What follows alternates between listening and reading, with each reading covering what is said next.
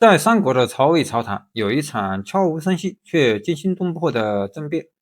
年僅8歲的皇帝被捲入權力漩渦，一位看似老成的太尉，卻暗中布下天羅地網，悄悄掌握朝政。這場權力的遊戲，誰能笑到最後？今天就讓我們揭開司馬懿奪權的驚險歷史。魏明帝曹睿於景初3年正月，公元239年1月22日逝世，遺詔由年仅8歲的皇太子曹芳繼任，並由大將軍曹爽和太尉司馬懿輔政。曹爽重用何晏、鄧陽、李勝、畢軌、丁密等人，排斥司馬懿，且不久即晉升司馬懿為太傅，而奪去了他的實權。之後又任命弟弟曹丕和曹旭為軍領軍及武衛將軍。曹爽集團於是完全掌控了宮中禁軍，從此曹爽和何晏等心腹控制了朝廷的運作，權傾朝野，而同為辅政大臣的司馬懿則被架空。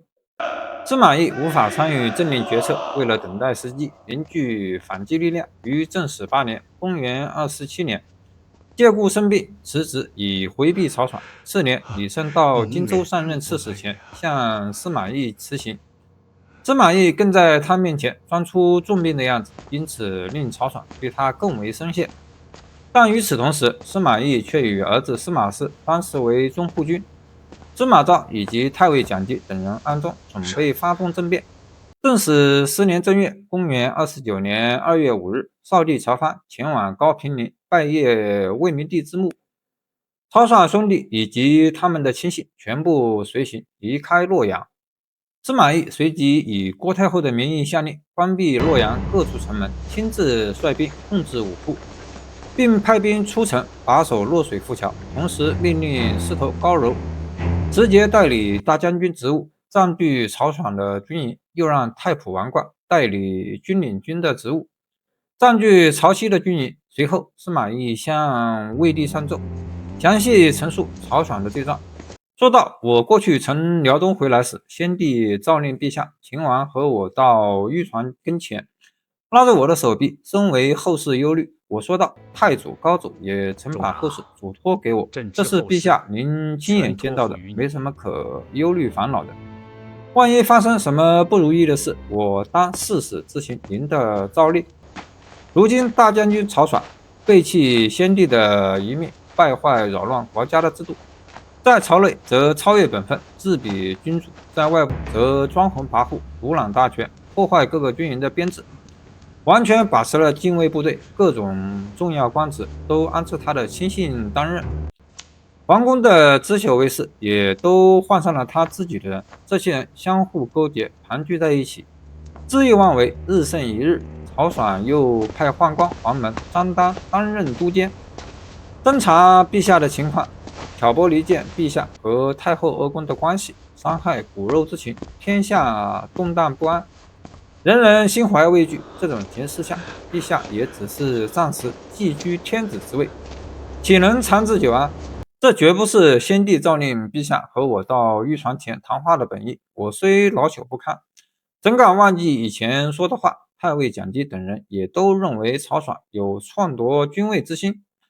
他們兄弟不宜掌管部隊，擔任皇家侍衛。我把這些意見上奏皇太後，皇太后命令我按照奏章所言施行。我已擅自做主，告誡主管人及黄門令說，免去曹爽、曹熙、曹訓的官職兵權，以侯爵的身份退職歸家，不得逗留而延至陛下車駕。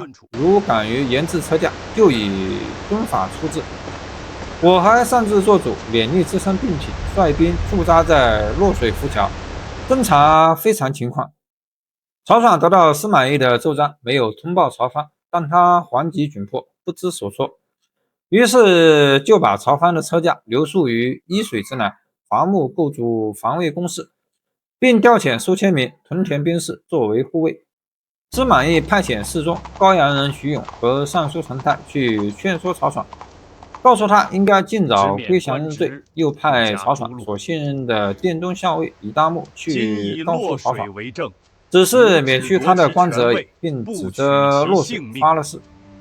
當初曹爽因黃範是他同鄉連長的故舊，所以在九卿之中對黃範特別加以禮遇。但關係不太親近。司馬懿起兵時以太後的名義下令，想要讓黃範擔任軍領軍之職。黃範打算接受任命，但他的兒子勸阻他說，皇帝的車駕在外，您不如出南門去投奔。於是黃範就離城出去，走到平昌城門時，城門已經關閉。守門將領施蕃是黃範過去提拔的官吏。黃範把手中的板碟向他一亮，謊稱說有詔書召我前往，請你快點開門。施蕃想要親眼看看詔書。黃範大聲呵斥說，你難道不是我過去手下的官吏嗎？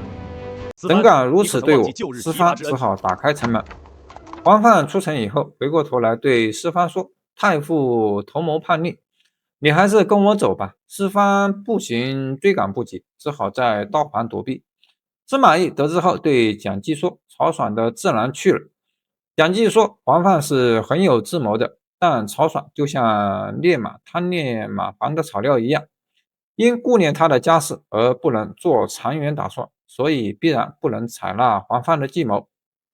黃範到了之後，勸說曹爽兄弟把天子挾持到許昌，然後調集4方兵力輔助自己。曹爽仍猶豫不決，黃範就對曹丕說，這件事明擺着只能如此辦理，真不知你讀書是幹什麼用的。在今天的形勢下，像你們這樣門第的人，想要求得贫賤平安的日子還可能嗎？而且普通百姓有一人被劫作人質，人們尚且希望他能成活，何況你們與天子在一起，挟天子以令天下，誰敢不從？他們都默然不語。黃範又對曹爽說，你的軍領軍別營盡在城南，洛陽典農的治所也在城外，你可以隨意召喚調遣他们。如今到許昌去，不過2天2夜的路程，許昌的武器庫也足以武裝軍隊。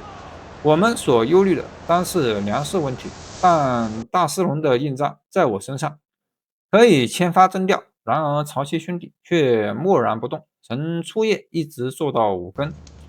曹爽然后把刀扔在地上說，即使投降，我仍然不失為富貴人家。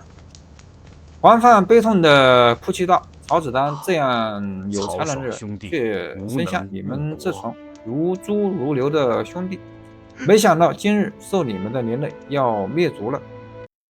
於是曹爽向曹芳通報了司馬懿上奏的事，告訴曹芳下詔書免除自己的官職，並賜封曹芳回宮。